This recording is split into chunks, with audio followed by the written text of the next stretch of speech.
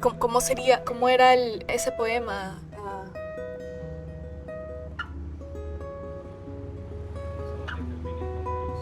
Termina como inconcluso, pero el último verso es...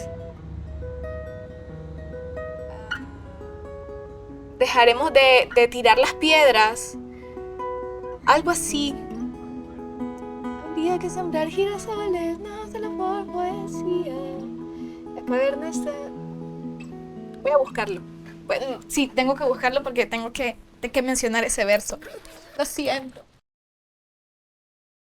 Bueno, mi nombre es Sesha Ubau Molina. Yo nací en Managua, en Nicaragua. Nací en el 97, bajo un contexto del huracán Mitch y muchos movimientos sociales también. Eh, Mis padres son de Rivas y de Río San Juan. Mi familia paterna es una familia binacional que emigró a Costa Rica hace 40 años o un poco más, entre Upala y Heredia. Algunos de ellos se regresaron a Managua, a Nicaragua, entre ellos mi papá. Entonces, por eso esa repartición familiar. Ellos fueron de sus ciudades a Managua a estudiar y se conocieron en la uni, en la Universidad Nacional de Ingeniería. Bueno, se hicieron novios, luego se casaron, nací yo, nació mi hermana. De mi crianza sí, vengo de una familia muy sensible al arte. De mi papi aprendí mucho el amor a los libros. Yo siempre leía lo que él estaba leyendo. Y aunque no lo entendiera, por ejemplo, yo recuerdo El túnel de Ernesto Sábato, leerlo a los 10 años y yo ni idea, pero yo lo leí. Yo lo leí, otros libros, ¿no? Que él leía. Leía mucho a Sergio Ramírez y a García Márquez. Entonces crecí con las letras a través de mi papá. Mi mami cantaba muy para ella, mi abuela canta también, son personas muy creyentes en Dios, entonces cantan canciones, himnos de un himnario cristiano. Tengo familia que son músicos, algunos de ellos viven en México y se dedican a la música.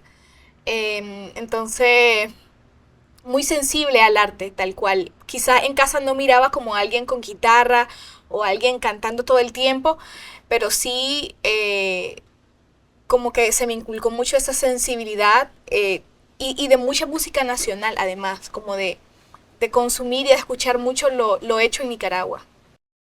Digamos que de mis 5 a mis 17 años, bueno, estudié piano clásico y desde chiquita era como prepararme para un concierto anual en el teatro de piano clásico. Y yo siento que eso pues me preparó para otras cosas que vinieron más adelante, pero sí eran como eventos como muy importantes en mi familia, ¿no? Que, bueno, mi niña se va a presentar tocando las canciones que aprendió, ya luego mi hermana empezó a estudiar piano también, entonces nos presentábamos juntas, nos presentábamos junto con otros compañeritos de clase. Yo estudié con Siria Vitar, que fue una brasileña que llegó a Nicaragua antes incluso del terremoto del 72. Ella falleció en el 2019 y fue mi maestra, la primera maestra de música que yo tuve y por muchísimos años, pues toda mi infancia y adolescencia estudié con ella. Entonces ella hacía conciertos en el teatro, en el Salón de los Cristales, y lo hacía a veces en alianza con el Conservatorio de la UPOLI, y ya luego ella fundó su escuela que se llamó Heitor Villalobos, un compositor brasileño. Entonces, digamos que musicalmente eso eran los eventos más importantes. Yo creo que mis padres identificaron que había mucha inquietud musical en mí. Digamos, yo pasaba tardes viendo Ritmo Son Latino, por ejemplo, y escuchando a las divas pop de los 2000, Julieta Venega o Paulina Rubio, Shakira, y me encantaba, yo me ponía a cantar sus canciones. Y tenía muchísimos peluches y yo le cantaba a los peluches. Creo que mi mami siempre quiso como ella estudiar piano o desarrollarse en algún instrumento musical, entonces nació de ella meterme a clases de piano.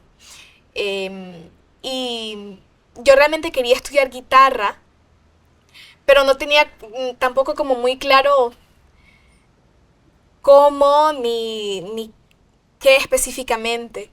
Entonces empecé con el piano, ya más adelante, como a los 13 años, empecé a estudiar guitarra de una manera autodidacta, pero sí pasé toda mi infancia estudiando música clásica.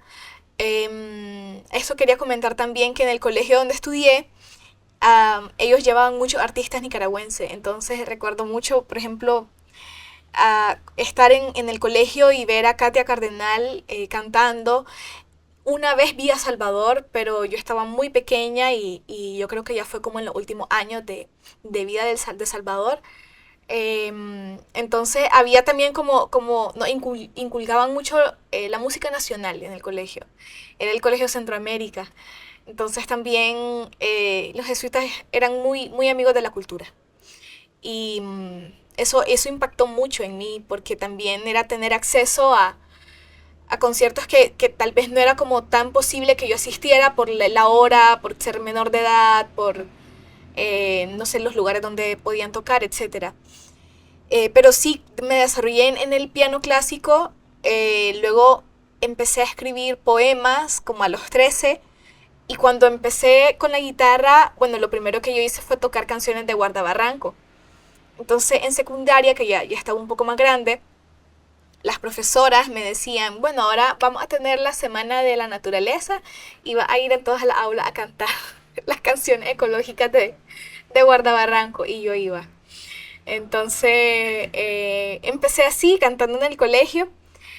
A los 17 entré a la UCA a estudiar psicología y por cosas de la vida que en verdad estaba muy honestamente lejos de mis planes, empecé a escribir canciones. Yo recién empezaba el cuatrimestre y unas compañeras de clase me dicen, mira, acompáñanos al área de cultura porque queremos audicionar para el grupo de música popular. Entonces, sí, entonces yo voy, bueno, le digo vamos, pero yo iba a acompañarlas. Pero yo andaba un dije de una clave de sol. Entonces llego y estaba Juan Solórzano, que era el director de música popular, el grupo se llamaba Cantera UCA. Entonces me dice, ¿y vos vas a audicionar? No, le digo, ando acompañándolas, pero tenés una clave de sol. Entonces, ¿sos música? Sí, toco piano y así. Bueno, y toco guitarra, le digo, tócanos algo. Entonces canté Mariposa de alas rotas de Katia Cardenal. Y yo estaba emocionadísima porque Juan lo grabó y se lo envió a Katia. Entonces, o sea, yo me moría de los nervios y mis compañeras, mis amigas estaban emocionadas también porque Katia vio el video. Entonces ahí nomás le contestó y le puso qué linda, saludos, muchas gracias por cantar la canción. Entonces me dice, mira, quédate en el grupo, pero si quisiera que hiciera vos tus canciones. Y yo le digo, ok, voy a hacer mis canciones. Entonces me dejó un reto de hacer una canción que hablara de la libertad de expresión. Y el asunto es de que, o sea, estábamos tan emocionadas de que Katia había visto el video que mis amigas no audicionaron y simplemente nos fuimos, porque también ellas ya tenían que ir. Entonces al final yo quedé en el grupo y no sé si, ya después no sé si no quisieron, no sé si se les olvidó audicionar, pero ellas no audicionaron, pues. Pero me llevaron a audicionar. Creo que me di cuenta que componer canciones puede ser un poquito más libre. No necesariamente debe tener un cierre, como lo puede tener un poema. No es necesario, o sea, uno puede dejar abierto un tema en una canción. En los poemas creo que por la naturaleza de lo breve y de las imágenes poéticas sí es importante como algo, yo le llamo como una estocada final, como darle ese cierre que uno dice, ok. Eh, Creo que no, a ver, muy honestamente no me costó tanto porque también ya venía como muy familiarizada con las melodías. Y poder fusionar ambas cosas, más bien hasta la fecha mi proceso creativo ha sido sentarme, ir como explorando acordes arpegiados y empezar un poco a improvisar versos hasta que una cosa me vaya sugiriendo la otra. Hasta la fecha ha sido así. Estaba hablando mucho con Ulises porque yo quería hacer mucho evento en el Centro PAC, en el Centro Cultural Pablo Antonio Cuadra, y Ulises era el director. Bueno, lamentablemente fallece Entonces en la vela me encuentro a Arnulfo Agüero, que era periodista de la prensa y que Arnulfo me ha apoyado mucho y me ha entrevistado en reiteradas ocasiones. Entonces me dice, mira, había un poeta que era el mejor amigo de Ulises y se llamaba Francisco Udiel. Entonces ya hablamos un poco más de Francisco, de su contexto y tal, y cómo era también su amistad con Ulises. Y entonces me dice, y era un chavalo que iba creciendo en la literatura nicaragüense, iba en auge, y lamentablemente también falleció muy joven. Entonces a mí me queda la espinita de leer de Francisco porque yo jamás lo había escuchado. Entonces le digo a William Grigsby, que otro escritor, que era amigo mío, le digo, Will, quisiera saber más de Frank. O sea, me han hablado de Francisco, quisiera saber dónde puedo encontrar sus textos, porque no lo hallo. O sea, iba cada semana a Hispamer y no tenían.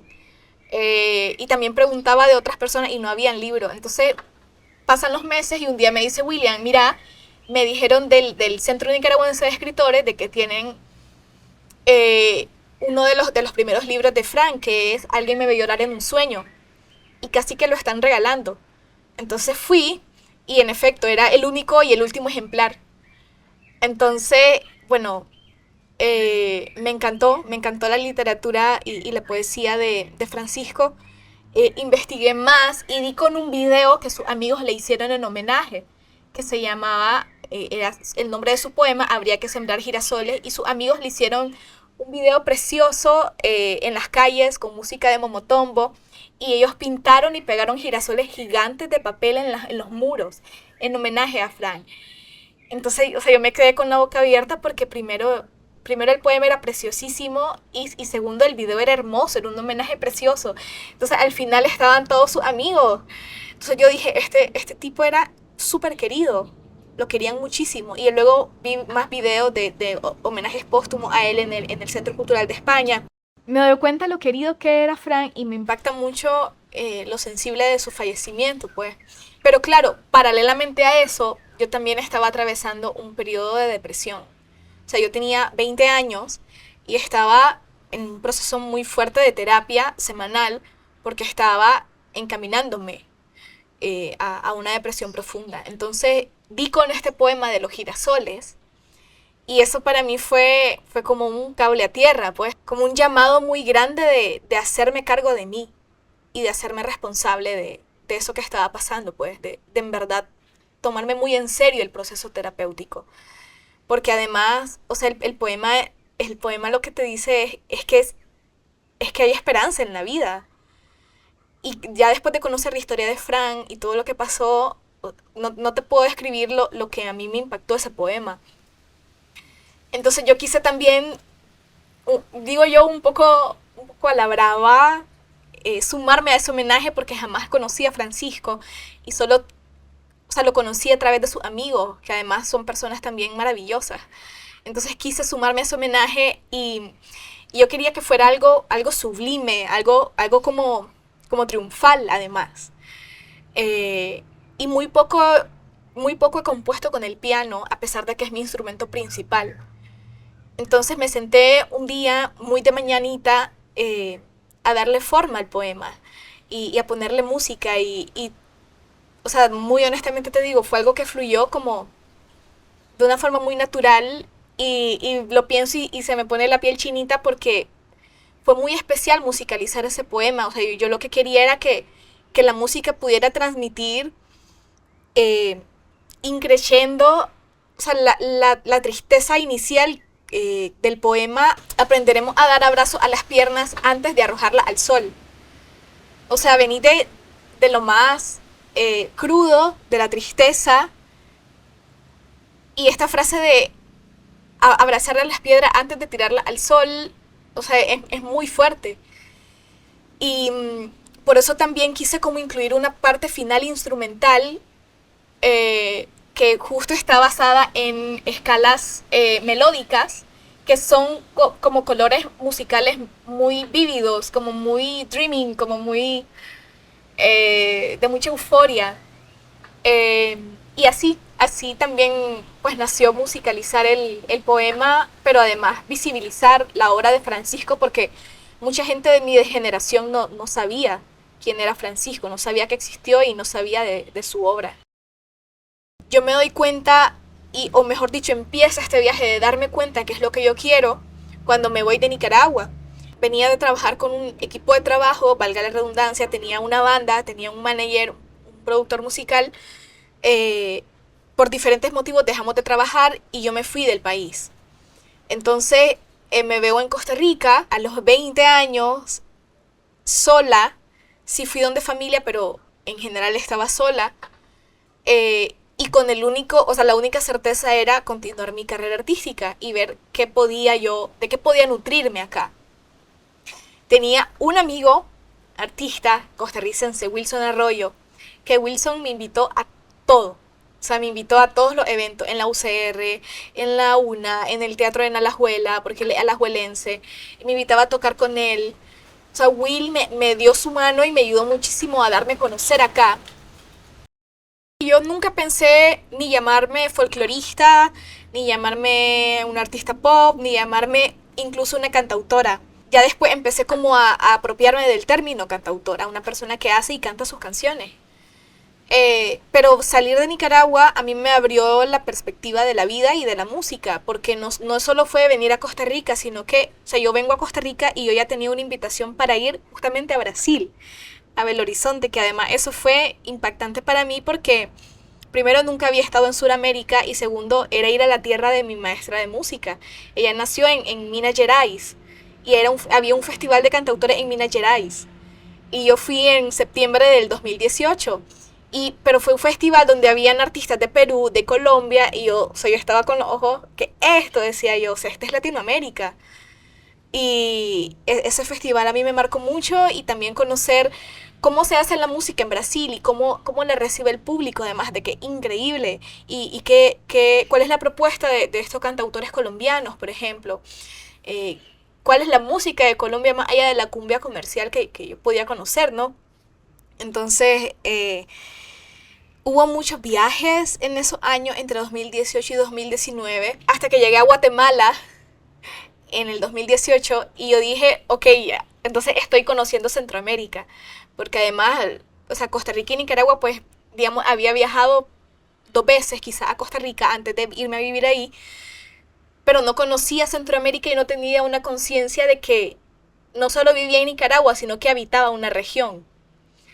Entonces, ser parte de estos eventos, tanto en Brasil como en Guatemala, que lo que hubo en Guatemala fue un campamento de composición y derechos humanos en diciembre del 2018, o sea, eso me transformó mi realidad en todos los sentidos, porque fue conocer a otros colegas centroamericanos de El Salvador, de Honduras, de Guatemala, de Panamá, y encontrarnos todos en un país tan especial como Guate. Entonces ahí yo empecé como con la inquietud de sentirme parte de una región y como también, digamos, no tenía mucha certeza si yo podía volver a Nicaragua o no, como bueno, ¿dónde hago mi casa? Pues ahora, ¿dónde hago mi hogar? ¿A dónde empiezo a ser yo mi camada? En estos periodos de 2018-2019 y me atrevo a decir que hasta la fecha pues lo es, porque, digamos, en Brasil y con los colegas que fueron de otros países a Brasil al festival, nadie sabía de Nicaragua, pues.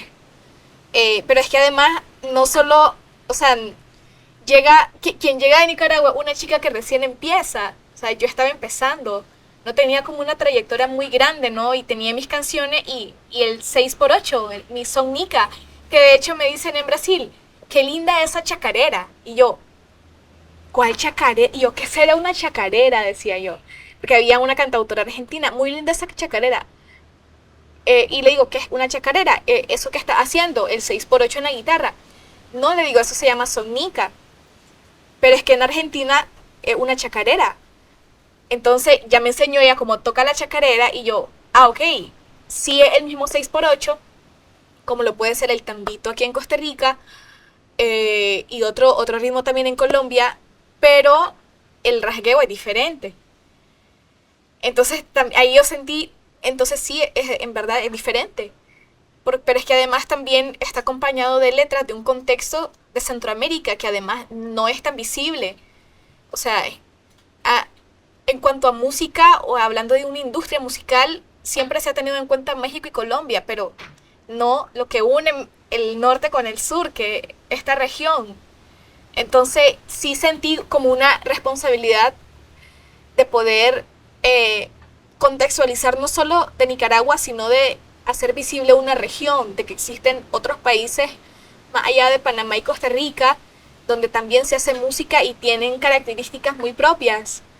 Que si me preguntas, pues yo siento de que al final todo está unido, ¿no? Porque así mismo es el son jarocho en México. Pero entre el son jarocho, entre el son nica, entre la chacarera, hay algo diferenciador. Entre el tambito también lo hay. Entonces sí, me vi también como en ese rol de que, bueno, estas personas no saben de Centroamérica, yo vengo de Centroamérica, tengo que aprovechar para decir de que existe y que también hay una historia muy grande. Melodía Sagrada siento que narra muy bien todo esto que hemos hablado y que ha sucedido en 6 años. Retomando un poco el tema de las influencias, a mí el folclore colombiano me ha impactado muchísimo. Totó la Momposina, los gaiteros de San Jacinto, Petrona, eh, el mapalé, el bullerengue, el aguabajo. No te puedo describir qué vínculo tengo con Colombia, además de que es un país hermoso que amo y que he tenido la oportunidad de, por el momento, visitar una vez. Pero hay una cosa espiritual que me une a la cultura colombiana y que también se refleja en Melodía Sagrada. O sea, Melodía Sagrada es lo que para mí ha representado ser una mujer migrante y encontrarme con otras diásporas y una paleta de colores y de seres humanos muy diversos que han nutrido mi experiencia y mi crecimiento como una mujer adulta también. Venir a Costa Rica y conocer las diásporas colombianas, las diásporas venezolanas, los tambores, la piel de los tambores y además todo el proceso y el ritual que se hace para hacer un tambor me ha impactado mucho y es como, o sea, hablar de una melodía sagrada para mí es hablar de mi canto y de mi historia, que no, sé, no ha sido sencilla, pero ha sido hermosísima tal cual ha sido y que la acepto así, tal cual es, con todo lo que implica el duelo de migrar, pero también de darte cuenta de que estás frente a un mundo enorme, enorme, enorme y que no termina además.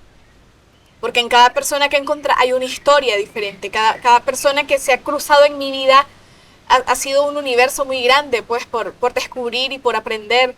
En enero del año pasado, yo venía de muchos cierres personales, estaba viviendo en Upala, que había pasado años de vivir en Upala, renuncié a mi trabajo en Upala, había terminado una relación de pareja y además me enfrentaba como a un bloqueo creativo que estaba como solo de hacerle así para que estallara. Entonces me puse a buscar música colombiana en YouTube y encontré un grupo llamado Los Gaiteros de San Jacinto.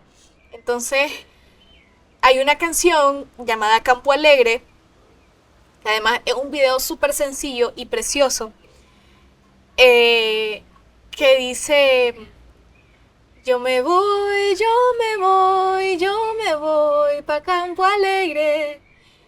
Y si me voy pa' Campo Alegre, pero que mi negra no me deje, algo así.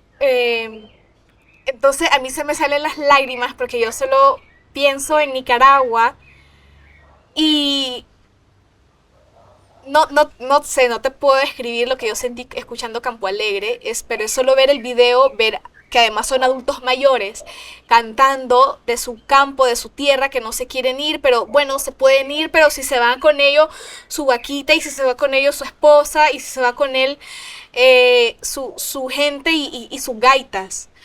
Entonces me metí a investigar más y llegué a una canción que se llama Fuego de Cumbia.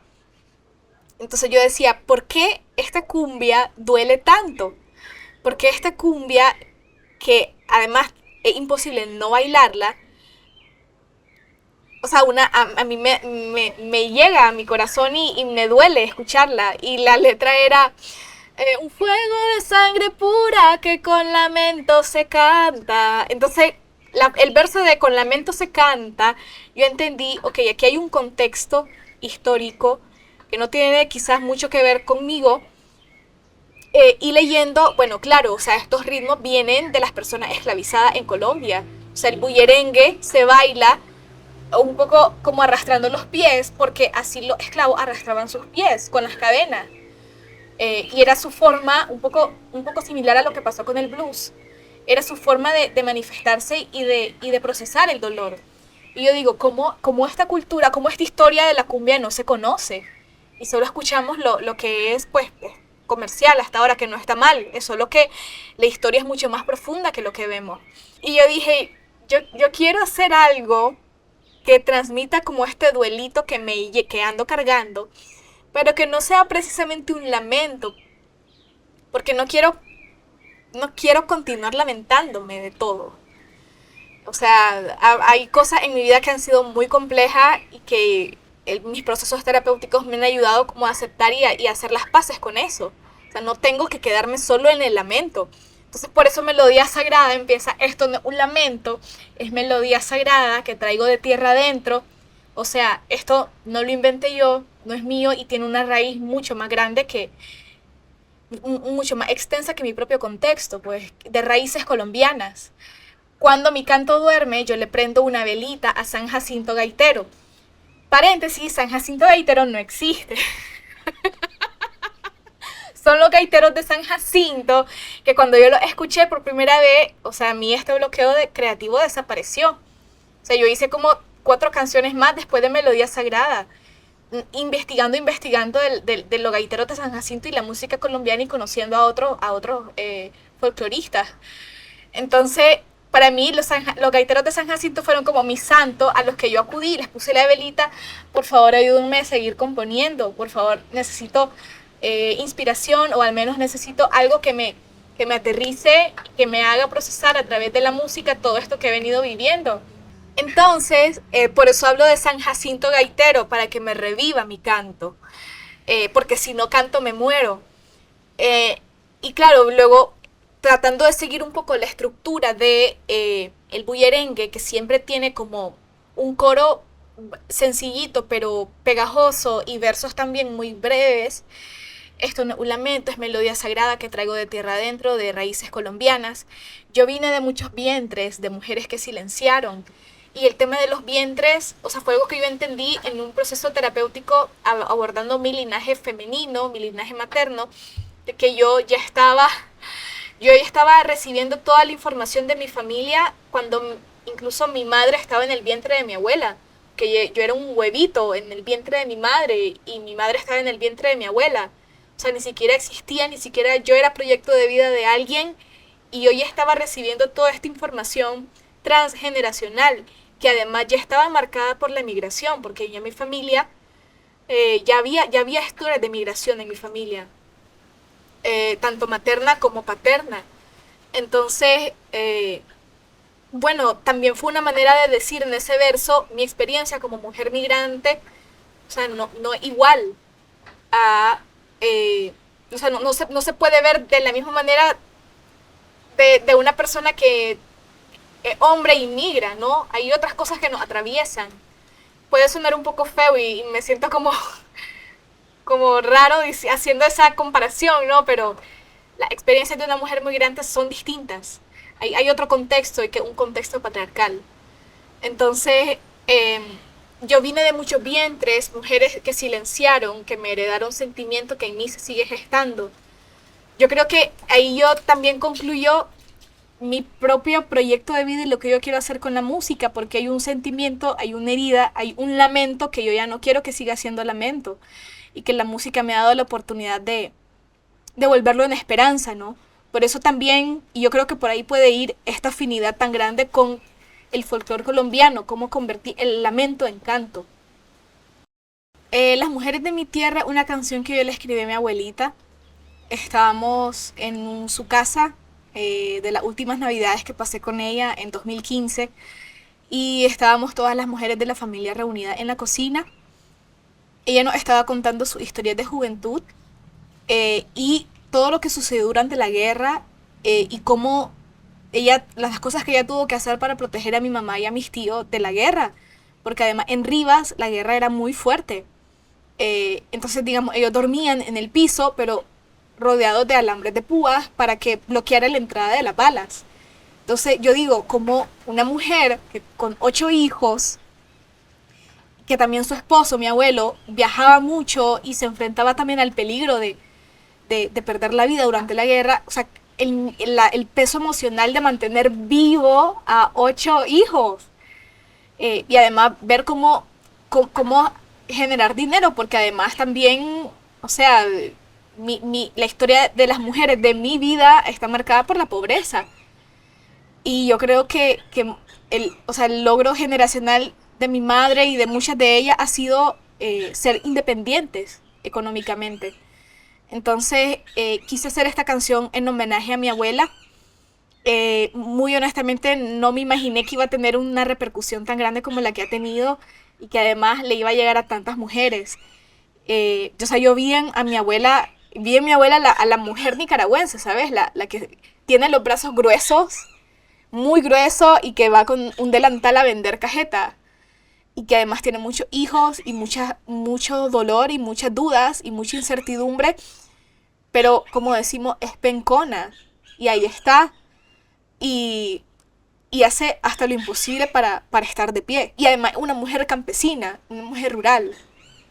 Entonces, o sea, yo solo se me vino a la mente, escuchando a mi abuela, a las mujeres que yo conocía, por ejemplo, del mercado Güembes, o a las mujeres que yo conocí en el Oriental, o las que miraba en Carretera Masaya vendiendo cosas. Yo decía, ¿qué historia hay detrás de estas mujeres, no? Y pensaba en artistas como la Katia, en artistas como Norma Elena, en artistas como Elsa. O sea, ¿qué en común tenemos en nuestra propia historia como mujeres? Eh, y por eso también la canción empieza, las mujeres de mi tierra tienen tanto que decir, tienen la mirada firme y un mundo por construir, porque mi abuela, yo jamás la había escuchado hablar de ella misma, jamás la había escuchado hablar de su historia, ni siquiera de la guerra. Mi abuela perdió un hijo muchos años después por otros motivos que no es la guerra, pero, o sea, todo lo que esta mujer tiene guardado y que no sabemos. Por eso tienen tanto que decir, gritan alto, yo soy libre como mariposa en flor. Y esta imagen de la mariposa en flor y el algo en flor, algo abierto, algo que se usa mucho en el folclore nica. Camilo Zapata lo usa, Salvador Cardenal también, Carlos Mejía tiene canciones con esta imagen. Entonces, yo quería hacerle ese homenaje a mi abuela, pero que también, o sea, pudiera identificarse de que una historia en común con las mujeres nicaragüenses y las mujeres centroamericanas y del mundo en general. O sea, yo veo también a mi abuela en muchas mujeres costarricenses también, en muchas mujeres de Guatemala, que son otros contextos, pero son los mismos dolores, ¿sí? Pero yo creo que lo central de esa canción es decir, o sea, hay demasiada violencia y pareciera que no acabara, pero hay una fuerza muchísimo más grande que esa misma violencia y es tu ganas de vivir. Y yo siento de que mi mayor aprendizaje en la vida de las mujeres que yo he conocido en mi vida ha sido eso, las ganas de vivir.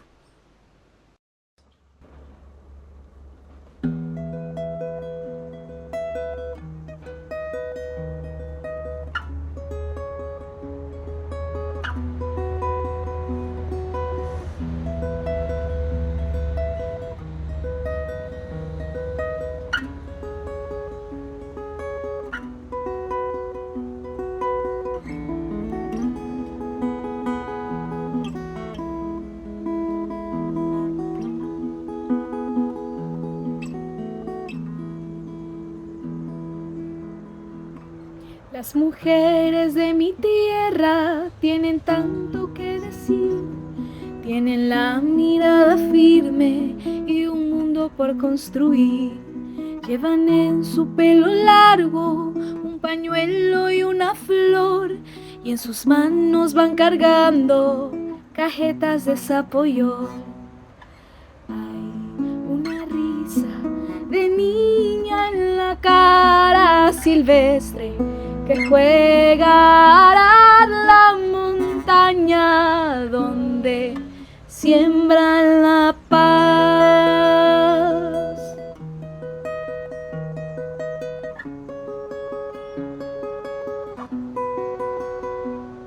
Las mujeres de mi tierra llevan en su corazón las historias de una guerra que ganaron sin batallón.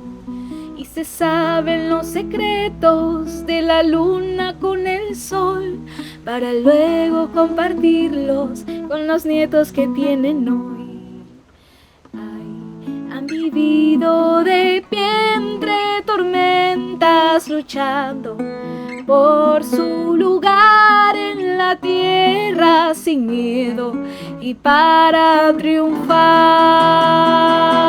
Las mujeres de mi tierra se entregan al amor por la vida y no niegan sus raíces ni su son. Gritan alto: yo soy libre como mariposa en flor, y con valentía enfrentan lo que conocen y lo que no.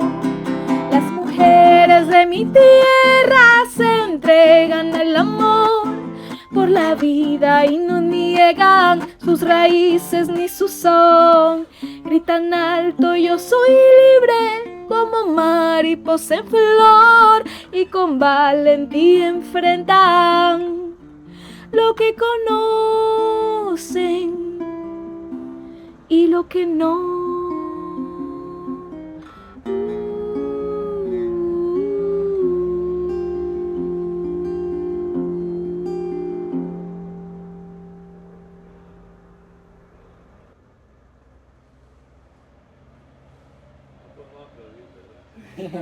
Maravilloso. Bien, sí, sí. Qué lindo. Bendiciones.